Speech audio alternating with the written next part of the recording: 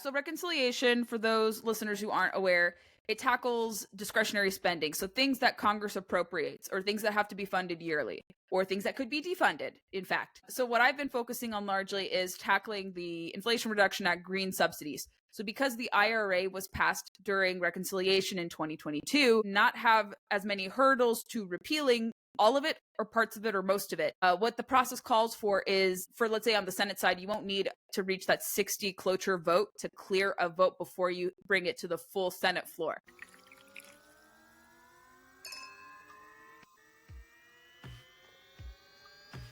Welcome to Those Are the Girls with Mallory and Friends, the podcast where we explore life, career, relationships, and pop culture through a Christian conservative perspective. Each episode, we dive into deep topics that matter most to us women, from navigating your career with grace and confidence to watering meaningful relationships grounded in faith. We're here to empower you to embrace your femininity and stand firm in your beliefs. We'll also tackle the latest in pop culture, discussing how they align or clash with our values. Let's uncover the truth and encourage each other to live boldly and authentically. So whether you're at home or on your commute, get ready for some fabulous conversations. Grab your teacup, pour yourself some tea. Come on, girlies, we're changing culture.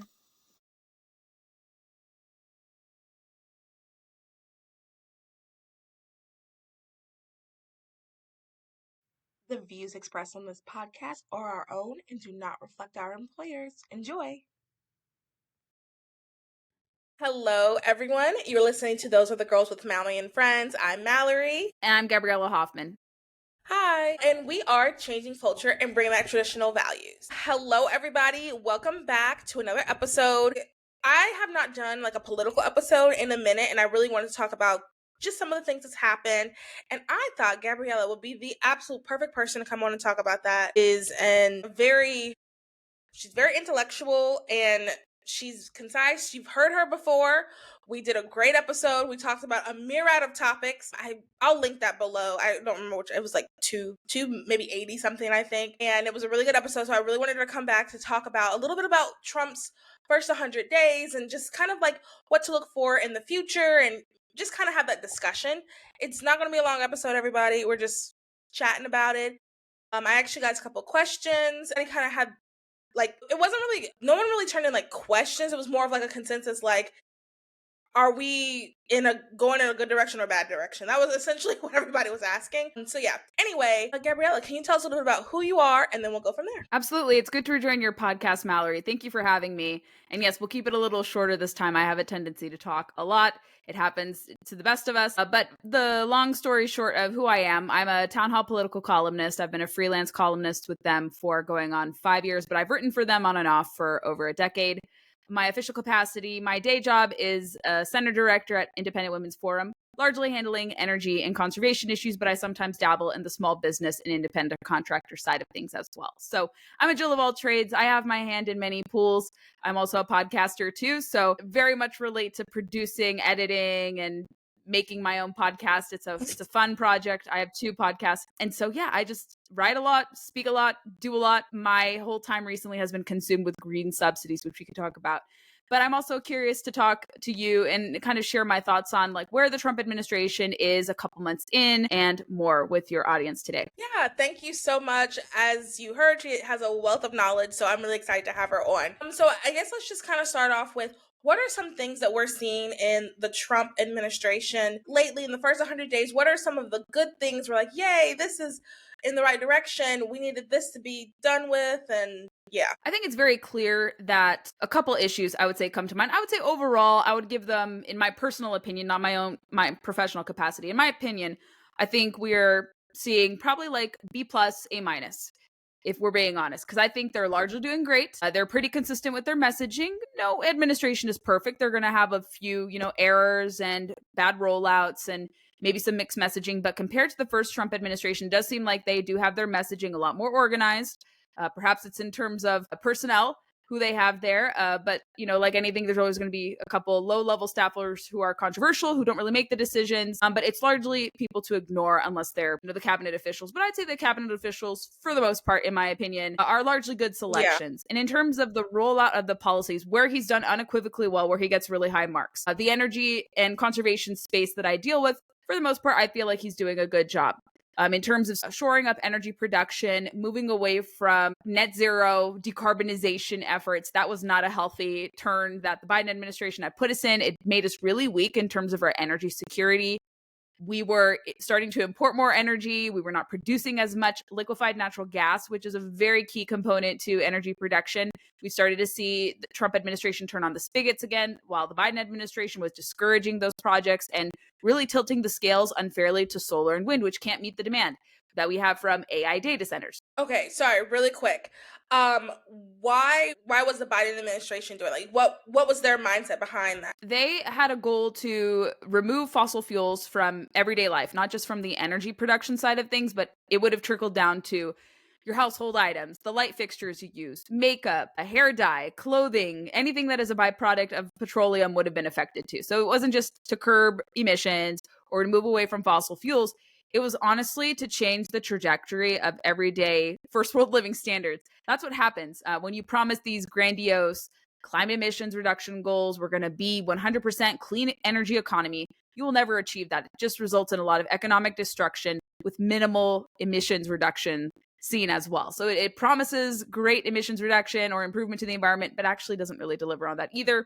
The United States was already on track. If you look at government data showing the historic kind of trends of where emissions are going without the, let's say, Inflation Reduction Act or all the spending we were seeing from Biden and company, we were already on track to reduce emissions. So we didn't really need a law to spur that. But he was really unfairly using the government controls to tilt the scales favorably to preferred wind projects, solar, battery, electric vehicles. And those technologies, they're not nascent, so they don't really need subsidies. If we're to give the benefit of the doubt of the subsidy structure, it should be only done temporarily and maybe for things that are new. But all those technologies have existed for a long period of time. They're mature industries. They don't need government backing. If they can't credibly compete in the market after decades of subsidies, maybe there's something wrong with those technologies or they're inadequate to meet the needs we have from growing electricity, AI data centers, and just more prosperity we are expecting from all this productivity that we're hoping to be unleashed with tax cuts and such. Another area where the Trump administration, I would say is doing fairly well for the most part is getting the border under control. We are seeing historic lows of illegal entrance into the United States. There have been some, interesting displays at DHS in terms of like flashy appearances and whatnot. Yeah. And certain things about, let's say, the Maryland dad, those are going to pan out. I think the Supreme Court has also reaffirmed that Trump does have the authority to conduct these deportations. We're waiting to see in terms of birthright citizenship, if for the future, if that would stay or if this applies retroactively.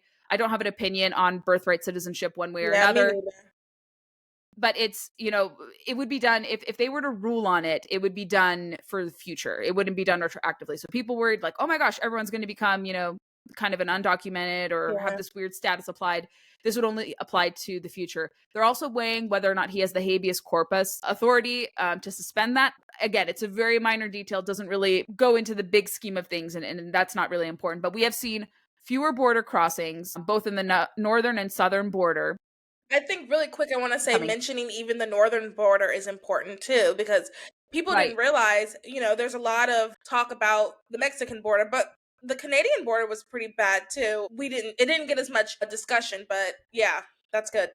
There are fewer crossings, bar none, of course, but it was still a problem. And that's why he kind of picked a fight with Canada, which we could talk about where we would like to see some improvements in terms of that. But I would say overall, I was largely expecting a lot of what he was campaigning on. We are seeing deregulation occur. It's not being talked about as much. I would like to see Doge cuts made more permanent. Like, I like the effort. I think it's a good effort. There are other efforts like Government Accountability Office and a couple other existing projects. Doge was actually an offshoot of like a digital office from the Obama era. Really? And it was just converted into Doge. So it was not like a brand new agency. It was like some technology agency that was just renamed and repackaged to tackle this. They have identified billions of dollars worth of cuts, but those will have no lasting impact unless they're made permanent. And we'll go into a little bit of reconciliation and that transpiring right now because the House has tackled reconciliation, largely will be voted on. I'm not sure when you're planning to publish this, but they say a bill could be voted on as early as tomorrow, which is Thursday, the 22nd. Or we'll see something. They have promised the House version to pass by or around or a little after, maybe, we don't know, Memorial Day weekend. We're on the cusp of Memorial Day weekend. The Senate would then tackle their version of reconciliation. And then they claim, ideally, if everything goes to plan, we would see it land on the president's desk no later than July 4th. But like anything in Congress, there could be some delays. Yes. And there are some delays. Really quick, can we talk about what is in the reconciliation bill? It's a bill, correct? Yeah. Can we talk about what's in it? So reconciliation, for those listeners who aren't aware, it tackles discretionary spending. So things that Congress appropriates or things that have to be funded yearly or things that could be defunded, in fact. So what I've been focusing on largely is tackling the Inflation Reduction Act green subsidies. So because the IRA was passed during reconciliation in 2022, not have as many hurdles to repealing all of it or parts of it or most of it. What the process calls for is, for let's say on the Senate side, you won't need to reach that 60 cloture vote to clear a vote before you bring it to the full Senate floor. So reconciliation kind of bypasses the reestablished norms in the Senate for cloture, achieving that 60 cloture vote, and then you could bring it to a full vote. So that might make passing a lot of Trump's agenda very difficult because you don't have many cooperative Democrats, unless if it's really bipartisan in nature. So DOGE I am excited for. I'm a little nervous that those cuts will not be permanent, and the president can only issue so many executive orders. I think they withstand legal challenges more than the first term executive orders. But let's say he leaves office, let's say the opposite side of the aisle, someone comes, this is hypothetical, someone from the opposite side of the aisle, not a Republican, comes in, they could undo every executive order, every action that this administration has taken in a couple years, and that will not be permanent. So this is where reconciliation comes in to codify a lot of those cuts and changes. What I would like to see, professionally speaking, in my capacity as a center director on energy and conservation at IWF, I'd like to see almost all subsidies removed. I'm not sure if that's going to happen. I'm being realistic. It's not because I'm conceding my point. Unfortunately, a lot of Republicans, a handful of Republicans, have bought into the IRA green subsidies, even though they campaigned on saying that we want to repeal the so-called Green New Scam. But they think these jobs and prospects coming to their districts could help them sing a little different tune.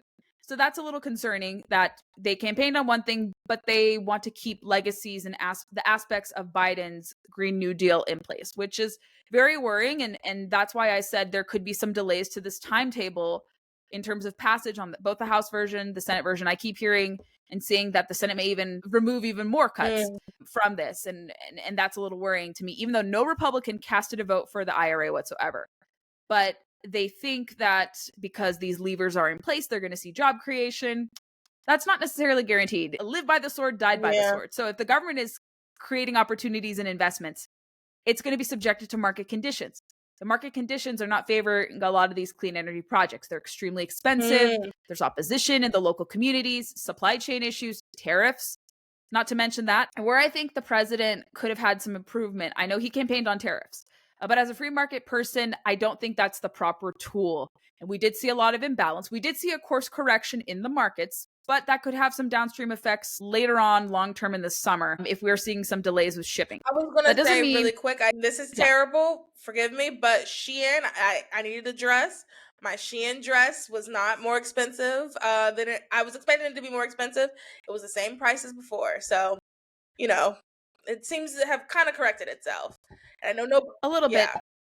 We may see some delays with cargo ships, but the thing is, the president, he doesn't like to admit sometimes when he's wrong, and that's just he's a creature of habit. But the course correction that he's done, I think, listening to Scott Bessent and some of the more calmer people he has around him, he was listening to a couple others who were not even really, they're not cabinet secretaries, so they were very protectionist. Yeah, Peter Navarro is a protectionist, and he's not really conservative if you look at his history in terms of what he believes economically. So he kind of leans a little far left on economics too, or quite a bit far left. And so because the market was reacting a lot to these, I wouldn't call them reciprocal tariffs, and you don't really have to know much about tariffs, but it's ultimately a tax on consumers. It's a consumption tax, or not a consumption tax, I'm sorry. It ultimately is a tax that is going to be felt it claims that it's going to be, placed on the manufacturers. But with the nature of how these are structured, it ultimately gets passed down to the consumers. It's very similar to a carbon tax. You want to penalize producers to force them to change their behaviors, to bring back manufacturing, or to force them, let's say in the instance of carbon taxes, to get them to stop producing carbon intensive goods and services, it always has negative downstream effects. It affects the customer or the consumer the most. That is just how these are designed. That's the reality of it. And so he recognized, after doing his broad-based tariffs, taxing certain islands with penguins and other interesting things there, it was not doing well in the market. So people had probably gestured to him and said, Mr. President, please, please, please reassess these tariffs that you've done. And maybe this is the intention. He could have done it more strategic, target China. I think a lot of us were looking at that. And we were seeing some of the short-term effects were not looking really good. And I think he recognized that would be a problem, which is why he did course correct. He removed a lot of the tariffs. He lowered the percentage that he was levying on them. There's still some tariffs in place, and I don't think us becoming a very high tariff country is a good thing to attract investments. I'm worried that some of the potential deals that have been made before his trip to the Middle East might have scared off some of these technology companies from having more industry here, and some of them saw a lot of their stock go down. So I was very nervous from the energy standpoint that some of these AI investments might be reconsidered. And a lot of these investments and deals may not be going into effect until after he leaves office. That's just the nature sometimes of how these deals are. Maybe some will be expedited. So I was worried about even future job creation from the tariffs of that. Strategically to get at China, I think everyone can agree, whether you're a protectionist or someone who's very skeptical of protectionist policies like myself, I think the proper placement of that would have been to isolate China.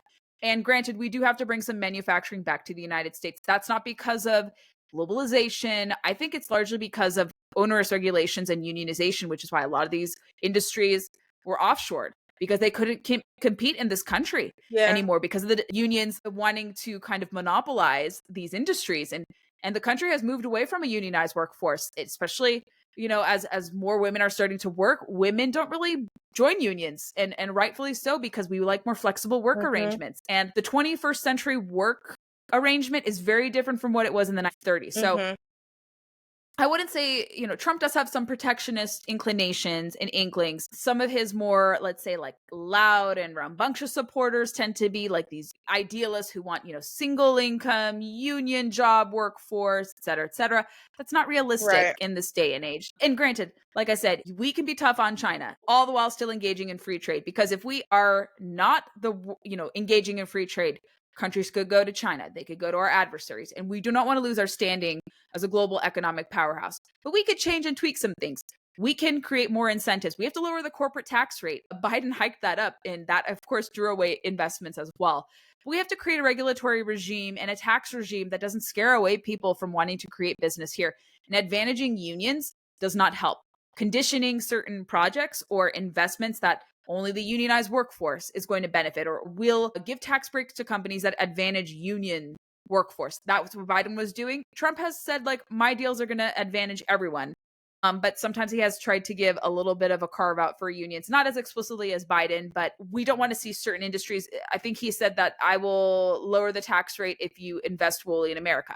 It's going to be impossible in the short term to reshore everything immediately back to the US. I don't know if we can reshore everything back to the United States. I would like to see more manufacturing brought here, but it's a lot more advanced. It's not t-shirt companies. Everyone's like, everyone is going to want to work a factory job. I can tell you for a fact, most people our age, especially young working men, don't want to work in factory jobs. They want to be Twitter influencers. That's the crux of it. That's the harsh reality. Most people don't want to work in manual labor jobs. They think it's too intensive. Although vocational training jobs are great. They're high paying. You have job security for decades, but there's still a reluctance for young able-bodied men to want to work in that.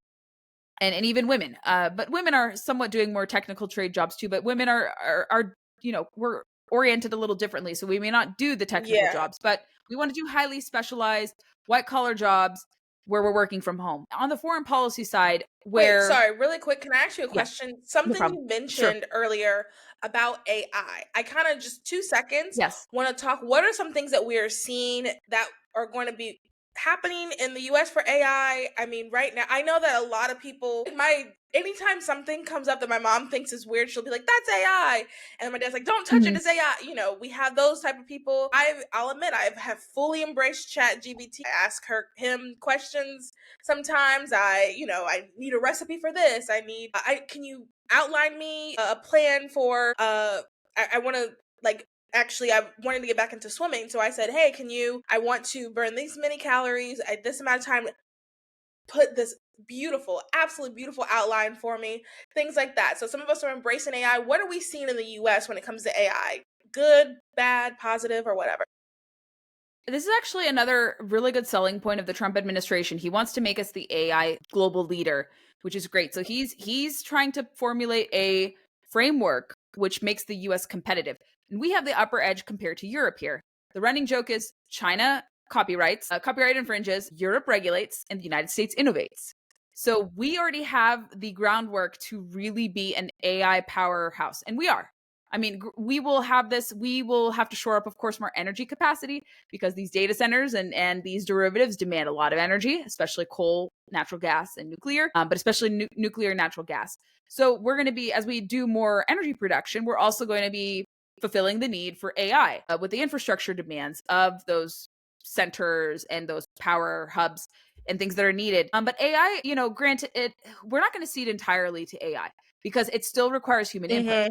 What is a problem, and we don't need regulation to correct this. This is about any technological force or source that you have.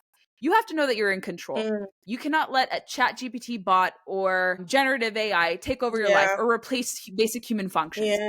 My colleague at the Independent Women's Forum, Carrie Sheffield, wrote a great policy focus on artificial intelligence, piggybacking off of what the Trump administration is doing. I encourage your listeners and viewers to read it, and I can send you the document if you're interested, because this breaks down AI, simply kind of quells any fears about it. But it's essentially us being in control. It's technology. Don't let it overpower our lives, but embrace the good aspects of it. Like, what I get enjoyment, especially out of AI for comedic purposes, is lately it's been like these baby AI videos, like people being made into babies. Those are hilarious. I wouldn't do that myself. It's great for entertainment purposes, but it can be abused, of course, like anything. But I like also seeing like AI can be done like to make fun of current events of like things that don't happen, like White House meetings that kind of go awry, and then they're even more extreme and funny, or making like a meme come to life through AI is kind of funny, but it's obviously AI because the words don't match the mouth movements, things of that sort. So for comedic purposes, look weird. Yeah, it's like 5, 6 fingers, 10 toes, whatever. So you can know when AI is being employed. Where it can be a problem, and there was actually a bill passed. What is it? AI deep fakes, I think revenge porn. I'm actually going to be talking about that on the podcast soon. Yeah. So that's where it's not so much like a regulation, so to speak, but to make it clear that AI used maliciously would be prosecuted, especially to the detriment of someone's safety.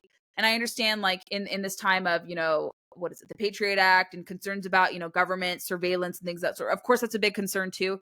But I think where it broaches criminality to misrepresent someone, this poor girl was targeted, like her face was put on this very inappropriate image, and there was no recourse for her, and that was not her, and classmates she doesn't even know who did it, and it was embarrassing. It really ruined her reputation, and it posed a lot of risks. So I think I think AI is largely a tool for good, and we're going to see a lot of AI for medical innovation, to make less invasive surgeries and incisions, to diagnose cancer earlier and for detection. That's what we need it for. Stuff like that. It's going to be really good for innovation, and granted, like I said, for the early examples of like comedic relief, that's great, but don't get so carried away with that. But I think practically speaking, it's going to be great for a multitude of things, and especially for the energy front. It's not diabolical of me to think this, but the appearance of AI and the emergence of AI has really put a lot of these climate alarmists into defense mode, because they were like, we need solar, we need wind, and that's the future. But you look at what data centers require, what artificial intelligence requires, it doesn't meet the demand of all these centers and just the electricity that's going to be consumed. I keep seeing warnings that AI has so much demand. We're not producing enough electricity right now. And you think a part-time energy source like wind and solar is going to fulfill those needs? Right. No, we're not ready for that. These, again, are mature industries that have been around for decades. They can't credibly compete Natural gas is on the rise. Nuclear, everyone is very excited about nuclear. It does have a lot of potential. Women are even warming up to nuclear as well. So that's very exciting too, because women have always been very skeptical, like, oh gosh, because of these spills, these reactor disasters, explosions. We've only had water. Yeah. We've only had 3 major incidents. Only one had some lethality, which was Chernobyl. That was because not due to nuclear technology, but central planning of the Soviet Union. And so the nuclear industry is very safe. They're very foolproof, which is why you don't see accidents occur very often. So a lot of people have said, okay, I bought into this negative stereotype of nuclear energy. It's actually safe. It works 93% of the year. It has near zero emissions, and it only uses like 1 square mile of land. Solar and wind take up 75, 360 times more land to do that and produce energy part-time. So it's really exciting what's happening, but I hate to stamp, kind of laugh at their demise. But the advent of AI has really shown the vulnerabilities to going fully renewable, and we don't want to go fully renewable because those sources just don't work. We have to look at Spain. Spain was experiencing a power outage the first time ever, the first green electricity power outage, because the country of Spain and some neighboring countries on this grid went fully renewable. They were using primarily solar thermal, wind, and it crashed. They're not admitting it, but the analysis, the takeaway from it is, yes, these renewables have made grids a lot more susceptible to collapse.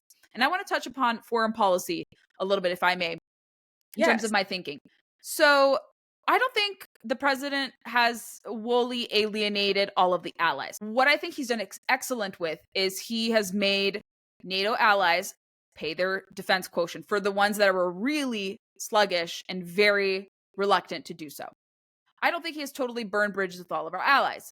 What I have been a little worried about, and I think he's wisened up a little bit, was he was a little too friendly with Russia. He was giving them a benefit of the doubt too much, even though they're the ones who are perpetrating the war in Ukraine.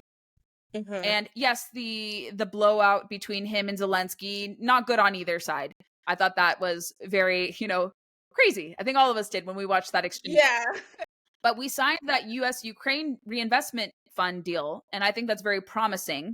And granted, yes, Ukraine has corruption, but Russia's a lot worse. So like anything, I would rather deal with Ukraine, and they could have reformers come after Zelensky as well. But I think in terms of morally speaking, we have more in alignment with Ukraine. Russia is extremely aligned with China, Iran, all these adversaries. I'm going to say enemies. Enemies, adversaries, same thing. The Kremlin continues to attack Ukraine. I mean, there was the Easter attack. How could anyone who purports to be Christian or Judeo-Christian say like, oh yeah, Russia's such a noble country, wonderful. A Christian country would not be bombing their brothers and sisters in Ukraine. Granted, those two countries are very different with language. There are some similarities. Like my family's from that corner of the world. My family's from Lithuania. I was born in the US, but I'm first generation American. I don't have Ukrainian ancestry, but some of my relatives do have Ukrainian ancestry. And I have some friends who are Ukrainian. And so I kind of understand the dynamics of that kind of region. And so it does seem like Russia and Ukraine have a lot of similarities. And for the longest time, they did, because Russia just had a very strong grip on Ukraine, given proximity, geography. But Ukraine is a lot older than Russia. I won't give a whole history lesson. But I think the president has realized that Putin has not been a partner for peace, because he continues to attack the country. And as a response to attacks, Ukrainians have to defend themselves. I have a colleague and a friend who has a foundation. One of my colleagues at work does a lot of stuff in Ukraine, and she was telling me it's really bad on the battlefield, but Ukrainians are brave and they're still fighting, for their freedom and independence. But everyone wants an end to the war, of course. But there won't be peace if your neighbor in Russia is waging this attack on you and being relentless and saying, all these crazy things in terms of that. And I thought the Middle Eastern trip was interesting. We could pivot a little bit there. But I don't think we're going to totally alienate Europe. We need Europe. Granted, yes, parts of the EU are woke. You can't view all of the European Union or every European country in the same way. Central Eastern Europe has a lot of alignment with American conservatives. They're very fiscally, classically liberal, very socially conservative, even with the kind of posturing they're taking.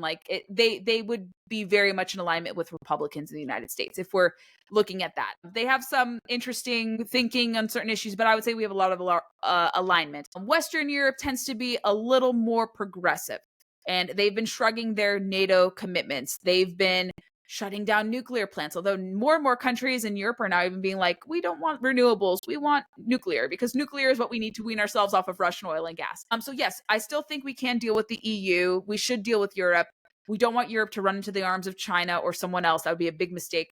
And recently, Vice President Vance, with the help of Giorgia Meloni of Italy, has had meetings, seems to have constructive meetings with Ursula von der Leyen of the European Union. So I think behind the scenes, things are a lot more clear with respect to that. I hate to break it to some of the listeners, we're not going to absorb Canada. I've seen some reports that it's probably for the best. We don't want to have them. Love our Canadian friends, but it would just be another blue state. We can't afford that. Yeah. Panama Canal, we're going to have some more involvement there. We're not going to seize Panama Canal using a mighty force, things of that sort, military force. There have been some reports in the Wall Street Journal pertaining to Greenland. I think we may have alienated our friends in Denmark a little bit, and I hope Trump lowers the temperature there. There have been reports that we're surveilling Greenland a little bit more in the anticipation of a military takeover. We shouldn't be doing that. The foreign minister has said, like, let's have constructive dialogue. There's actually already an agreement in place regarding how Greenland is governed. They could renegotiate that. It's the Defense of Greenland Act. It's a NATO-aligned deal that we have with Denmark in terms of overseeing. We have a military base in Greenland already. So we're not going to be absorbing Greenland. Greenland just wants to be independent of anyone. But it seems like because of the president's gesturing, saying we're going to make Greenland the 51st state, they've actually started to work more in concert with the EU. So I don't think they're going to leave the EU anytime soon. They're not going to become a United State, 51st state. And I'm not sure we want to have them. I think they're even more leftist than Canada, actually. The ruling Socialist Party. And I think they may have changed. I think we're good at 50. I don't think we should have anybody else. Good number. We're good at, we're good. The stars align on the flag fine. We don't need anyone else. Right. And more so broadly to the foreign policy question, I really hate how foreign policy has been divided into like neocon and isolationist. But I was a little nervous that some of the isolationist gesturing is creeping into the Trump administration. But the Trump himself is not an isolationist. That's what I think people need to understand. But some of his advisors are. And there's been a little bit of upheaval in his national security administration. And so I'm hoping we can have like people in the middle of the road on foreign policy who are hawkish when appropriate, but not fully isolationist retreatists or people who don't like Israel in the mix. So he did that really interesting trip to the Middle East. I was really impressed, especially with the trip to Saudi Arabia and to the UAE. I think like a lot of us in the conservative movement, we're a little nervous about the cozying up to Qatar, because Qatar has a lot of alignment with Hamas. And so that's interesting. And it's a small country too, like trying to wield a lot of influence. Like they've been trying to cozy up to a lot of conservative influencers and reporters. I'm not one of them, thankfully. Not me personally. I've never been approached by Qatar. I try not to transact. Anything I do on the journalism side, and especially from foreign governments of that nature. We've seen recently, in the last couple of months, how that turns out for some people. Well, or we haven't seen those people. But anyway, so going. I think people were even Democrats were very, moved by what the Trump administration was doing, his trip there to strengthen ties in the Middle East. I think what was interesting too is that we removed sanctions off of Syria. I'm not sure about the leader because he's a former terrorist as well, but he's starting to be westernized. And I think Germany and the UAE are like pledging to pay off their debts, like their debts have been paid off. If we can somehow remove Syria from Russia and China's sphere of influence into ours in this sort of deal making that the Trump administration is doing, that would be great. But trust but verify, because of course the Jolani, who's the new Syrian president, again, former terrorist. So you gotta trust but verify. I don't know about trust, but be like skeptical, and then once you know, maybe you can trust a little bit. But I think there is a natural hesitation to be skeptical of Qatar, of all of that, because they have been working in sync with Hamas. Hamas is still keeping a lot of hostages. The last living American hostage has thankfully been released. Like the Trump administration has done really great on that with getting a lot of the hostages back in that sense. Like, hostages not only trapped in Gaza under Hamas captivity, but also like bringing back people held captive in Russia and Belarus and Venezuela and other places. So they've done a lot of great stuff there. Where I hope they will succeed, I would like them to, find lasting meaning peace, but not giving concessions to Russia. We were seeing early on these negotiations that Russia was not going to have any concession, but it was Ukraine having to make these concessions. So that made a lot of us nervous, because you look at that and you're like, why would we reward Russia, who ruthlessly attacks this country? And granted, yes, everyone is concerned about how much money has gone to Ukraine. We can have accountability for foreign aid, absolutely. And I think this minerals deal, or this reinvestment deal, will help pay back all those monies. And it's not just like that. It also actually implements and creates a deal. I think Trump needed a deal this was around the time the tariffs were kind of like tanking his approval rating. So he needed to orchestrate a deal. And this is one of the first deals he announced. I'm not sure if it was tied to tariffs, but it was a good story, good development to take away from some of the negative attention his tariff policy was getting. So I think that was something that, he was able to get from Ukraine, guarantees like of this deal. I hope we're not in control of some of the energy infrastructure projects. I have to read back the details. So it, of course, gives them autonomy. They could become prosperous, recover from the war, and work. And the condition is that if Russia attacks any of the enterprise that we do and engage with Ukraine, it's an attack on the US too. So that's what we've done. So I think it'll be challenging for the president to get a peace deal with Russia, just because Vladimir Putin's not interested in peace. He's interested in carving out pieces of Eastern Europe. That's just where he historically has been. He hasn't changed his stripes. He's former KGB. You can't trust these people. Yeah. So unless like something, out of this world happens, I just don't see him coming to the table, because he's just reluctant to make negotiations. But we're trying to kind of reorient, into the Southern Hemisphere as well. I know with the selection of Marco Rubio, he wants to kind of make some deals in South America, Latin America, there to move them away from Russia and China, countering the Belt and Road Initiative and that sort. And this realignment in the Middle East is interesting. But like I said, Qatar is a question. Can you really trust them? But I still think we'll have our friends, we'll have our allies, we'll strengthen those ties, get them to pay their NATO share. NATO is here to stay. A lot of people are like, oh my gosh, NATO's this aggressive, alliance. I'm like, no, it's just a defensive agreement and alliance. Like, we need it. My parents' homeland, my ancestral homeland, would not be free had it not entered NATO. Russia was very eager to reabsorb all the countries that broke away from it 30-something years ago. So had the Baltic states and others not joined NATO, they would be under Russian influence right now, which is what Ukraine had struggled with.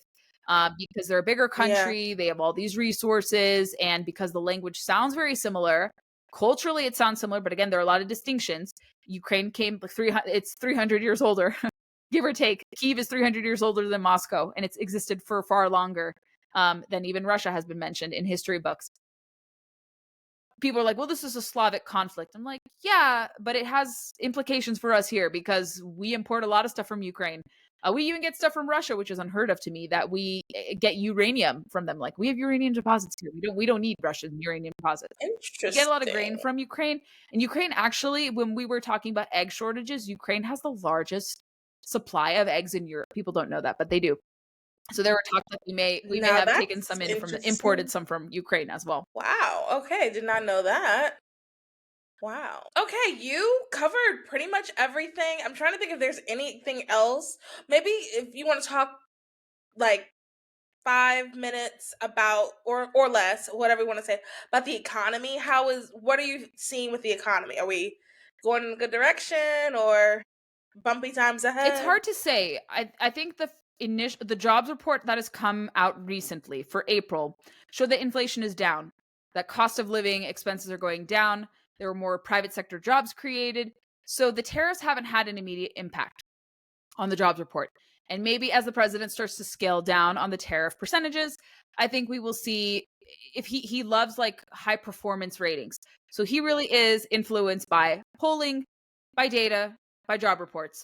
So if he understands that tariffs could inhibit his agenda from being fully unleashed, I think he's going to peel back more. We have maybe 2 more months of this 90-day pause on tariffs. So I think the temperature is lowering. The pressure is not ratchet so much with that. So, good. I mean, what we can preen from April, we are starting to be on a good track. And like I said, inflationary numbers are going down. Gas is going down. But, what's hanging over is this impact of tariffs a little bit.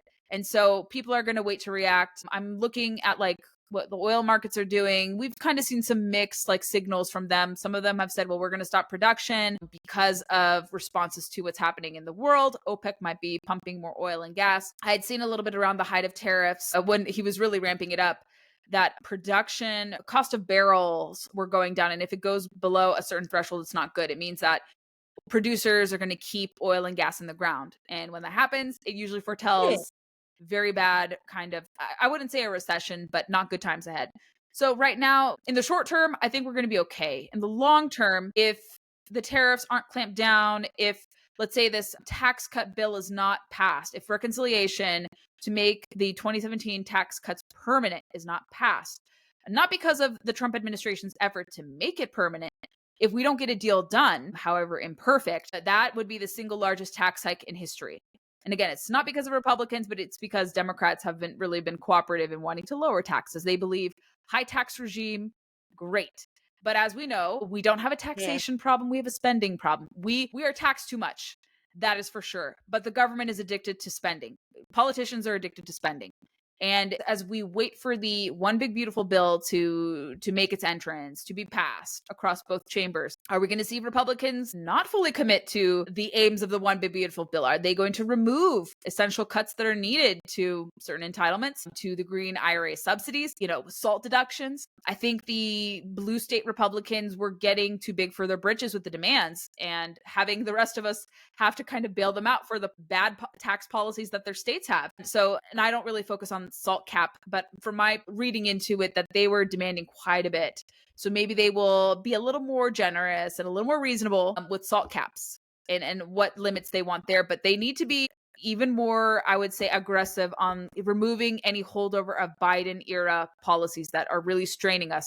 If we leave the IRA subsidies in place, especially for the mature wind and solar industries, going to lead to high prices. And a lot of the utility grid operators are reporting that we're in for a summer of a lot of outages because of solar and wind being added to the energy mix. And there's a report that says that we're 93% more likely to have outages because of these additions of renewables to our aging electric grid. And again, because the grid can't accommodate those short-term power sources, it invites a lot of power outages, the potential for a power outage. So you need reliable energy like natural gas, nuclear, and even coal to keep the lights on, to keep things going from there. So my worry is his economic agenda can be stymied if we do not have these reforms codified. It all goes back to that. DOGE reforms, you want to see it passed in reconciliation and in standalone bills. Any deregulation has to be coupled with a lot of these reforms in Congress. Is Congress going to do the job? Because we have a slim majority. And it's really hard to get the coalition of Republicans even to agree on certain things. So hopefully President Trump is going to use his bully pulpit. He was just at Congress to urge them to stay united, but to be reasonable and to get more in cuts. And so I'm optimistic, hopefully, that we will see that. But we could see things be kind of complicated if we don't see the reforms that were promised fully enacted by Congress, because the president can only do so much in his powers. Congress needs to do their job and legislate. They are tasked with, lawmaking. They can approve things, they can disapprove things, they can cut things. That's in their wheelhouse. They have to do this. So we need Congress to do its job. And we haven't really seen many legislative items passed overall to get to the president's desk. I'm a little concerned that we haven't seen more land at his desk, again, to get his agenda there. But because the cloture rules are back in the Senate, it makes things a little more difficult. I understand they want to go by the book and use the filibuster, but that could make things a little more complicated in terms of getting legislative wins for the Trump agenda. So yeah, I think we have a lot of things to celebrate. Things could be a little more, smooth. Again, we're not going to be lowering our standing in the global scheme of things. We're going to still be friends with Europe. We're going to make more friends. We're going to have energy independence. We're going to see costs lowered. And I think overall things are going to be good. Something I want to end with, maybe we can revisit this discussion, but we see this conversation about baby bonuses. I'm not sure how the Trump administration should tread here. I think in the one big beautiful bill, there are these, it's very similar to like a health savings account. They're creating like a baby savings account, the MAGA savings account, $1,000. I'm not sure how much to read into it because we already have like tax credits in certain savings account. I'm not sure what this is going to do. But I think it's like a savings account and then it grows as the child grows and it matures kind of like a bond. So I'm not sure, what is going to be the fiscal impact of that. Is it negative? Is it positive? Yeah. But we haven't seen baby bonuses officially implemented into the reconciliation bill, but there is this discussion Do we have it? And we look at countries like Hungary, where some national conservatives have said, like, this is great and this is working. I have yet to see the evidence of that technically working. And is $5,000 enough for someone, or is it because we have regulations that make it harder for women to want to get married, to have enough disposable income, and then propel them to have children? So, do you give a handout like a welfare program like this, where it doesn't necessarily lead to more births? And do we want to just hand it off willy-nilly? Aren't we trying to promote families, husbands, wives, having children? Yeah. Or are we going to breed more single motherhood here? So how is this going to be structured? This is all hypothetical. And the president has said, maybe this will be kind of interesting to do that. Maybe there's going to be some accompanying bills. But that's something to kind of look out for. Maybe we can revisit again. It's not my exact wheelhouse, but I've talked at length, like, how do you encourage more working women to want to get married and have kids? It's deregulation. It's more flexible work arrangements. We talked about this before. And it's just creating an economic environment where you can set aside money to want to get married, to settle down and have children. That's really what's inhibiting. It's not that women are working too much or desiring to have a work-life balance, or that they're just slaves to the man, or patriarchy or whatever, or that or girl girl bossing all the time. Yeah. It's like there's nothing wrong with having a career, because you want to be multidimensional. There is a space for, I'm not sure about homemaking, but like being a wife and a mother, there's inherent value to that. Also having a career and a skill set, and marrying those two makes you dynamic and a force to be reckoned with. I really hate, maybe the final thing I want to end on, it's more cultural. I really hate that some of the red pill, so-called conservative online voices are really attacking women who do both or have a desire to do both. Because a lot of single women, myself included, you can't wait for a knight in shining armor on a white horse. Yeah. Same. I mean, we're speaking to a lot of women who are in the same position, who want to get married, want to have children. 100%. There's nothing wrong with having a career, because you work to fill the time as you're working your way towards hopefully putting yourself in that direction to get into a serious relationship, to get married, and then to have children. Because that trajectory of getting educated, then getting married, then having kids is a recipe for success. You deviate from that, the likelihood of you being, more disadvantaged economically, culturally, it's bad. We don't want to deviate from that pattern, because that's a recipe for success. But this attack on so-called working women, or women who have an occupation, it doesn't make us any less inherently valuable that we have that. I understand feminism, radical feminism in particular, has done a lot of damage to men. We don't retaliate on women who empathize with your plight and say, well, you can't work anymore. You have to be less educated than us. It's our turn to like reverse and course correct. We don't want to elevate men by tearing ourselves down, and they shouldn't do that either, because we want both sexes to benefit, to excel, to do well. Because if women are advanced and ready to get married, but men are lagging behind, that's not good for culture. That's not good for getting married. So men have to be also confident, but to achieve that confidence and to be economically secure, why do you have to demand that women dumb themselves down or get rid of their skill set or give up everything so one person can be happy? That's not a recipe for success. And again, when you, from what I hear from married friends and what I've always envisioned, for myself, when you get married, when you have financial stability and you get married and have kids, you can pause your career and then re-enter it whenever you want to. I've set myself up working remotely for much of my career, where when I one day, God willing, get married, have children, I can pause. And working from home, you can, decide childcare. You may even save on childcare. You can hire a nanny. Or maybe with your husband, if you delegate tasks, you can delegate responsibilities for babysitting, etc. More and more people are working from home.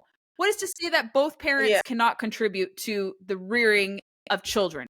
And when you have that, remote workforce, both parents are home, it's more likely that you'll save on childcare costs and both parents can contribute to the well-being of their children and raise them.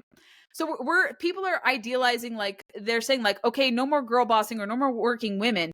But some women still have to work in a corporate job or in the government or in a private corporation or organization or nonprofits too. And there's nothing wrong with that. So I know we're running on a little bit longer than we promised, but I want to end on and say, for the women watching here who have a career, desire to get married and have children, it's not your fault that you want to maintain this. And don't give yourself up. Don't give up your virtues and don't give up your skill set and your talents to please someone. If a guy can't appreciate your talents and contributions, they're not the right guy for you. You're going to be miserable with someone like that, and you can't change them. You're not in the business of trying to heal someone. Everyone has to be out for themselves. You know, you can be on your own journey from healing from bad breakups or childhood trauma or what have you, but you're not in the business of fixing someone. If someone can't accept you for who you are, don't fix them. Someone out there is crawling to you slowly but surely and will love and accept you for working, for being well read, for having a desire to get married. We don't have to choose between the two. So conservative women, traditionally minded women out there, this is kind of a word of encouragement to you. So just don't lose hope. Like, you could still do what you want to do, and someone's going to appreciate you in the long run. Wow. I mean, we should just end it right there. Nothing else. Mic drop. That was perfect. Thank you so much for coming on and talking about this. I learned a lot. You have a lot of really good insight, and your comments at the end, fabulous, chef's kiss. I needed to hear that myself because I'm in the same boat as you. Like, it's, we don't have to I don't have to repeat everything you just said, but you guys understand that. And for those listening, as I've told you before, we are rebranding a little bit. And that is actually, I mean, I didn't even tell Gabriella, but like, that is something that I'm going to be focusing a lot about. Like, what you just said, that is going to be, because there aren't a lot of conservative podcasts that are talking about that. Unfortunately, they're kind of more of the red pill, for lack of a better word. And I want to have something, at least for us girlies who desire that both. So that's going to be, Congratulations. that was perfect. I didn't know that. That's awesome. No, it's a niche that needs to be fulfilled.